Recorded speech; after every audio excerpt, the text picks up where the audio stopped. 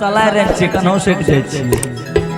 हां उन्हें को जब शादी फिक्स भेले तो लड़का के पिताजी अगवा के कहे छे की कहे छे, देखो लड़की तो सुंदर होइए के चाहिए, खानदानी होए के चाहिए, लेकिन ओकरा साथ समझिनो जवान चाहिए। कहे छे के ना भाई जी हमें इने ओने जाइए ना तो पकड़ के रखी। अगवा के कहे छे कि सुनी अगवा महान बाटे एक अरमान। एक और बढ़ाइए, एक और बढ़ा दीजिए, एफ कर, एफ कर।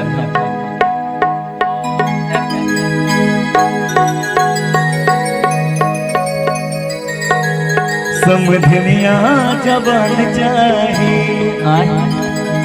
आपको भी गोर लगते हैं कि ना दहेज में समान चाहिए।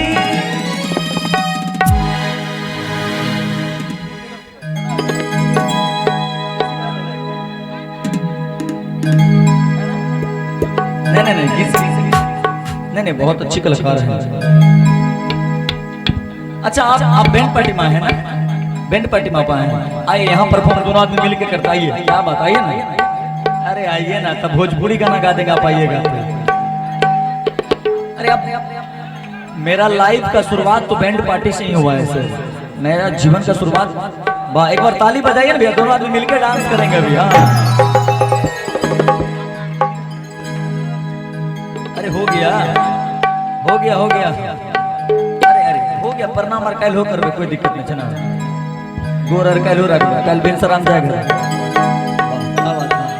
हमारा जीवन का शुरुआत भी बैंड पार्टी से ही हुआ है, मैं भी पहले वहीं गाया करता था। आज आप लोग का प्यार आशीर्वाद है कि आज जहाँ भी हैं बस आप लोग के आशीर्वाद प्यार दुआ। आप भोजपुरी भेजा पहले, साथ में हमू डांस कर लगे भैया कि रौरे गिरिए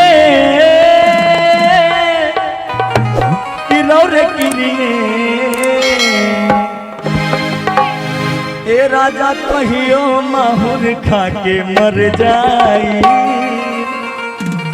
कि पियल ना छोड़ब तो कुछ कर जाई। औरतिया कहती है अपना सास से कि ए अम्मा जी, राउर बेटा जब पी लेते रहे तो अपना माइयों के नहीं खींचीनत हो, और भाव में कह रहे मार देंगे फाड़ देंगे बर्बाद कर रोएंगे।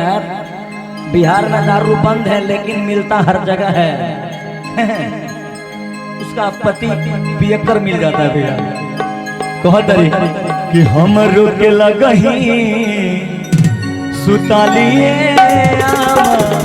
वाह वाह, ये भाव होके के चाहिए कि हम रुक लगही अरे सुतालिए बेटा और अपनी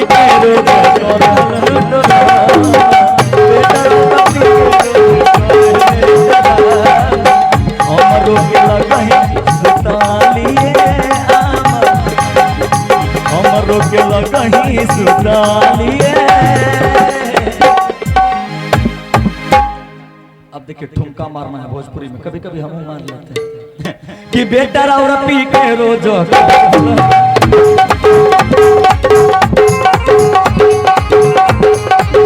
हम रुके कहीं सुतालिए, हम रुके कहीं सुतालिए, बेटा और पी के रोज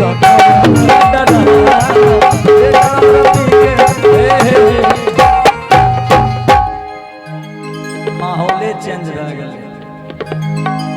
चलिए चलिए, नहीं विलम्ब हो रहा है, जब वो हमू चल जाइए, नहीं आप बैठिए, इनको भी एक चेयर दिले, नाश्ता उस्ता किए आप, खाए पिए में पीछू नहीं रहे। आइए बिल्कुल बिल्कुल।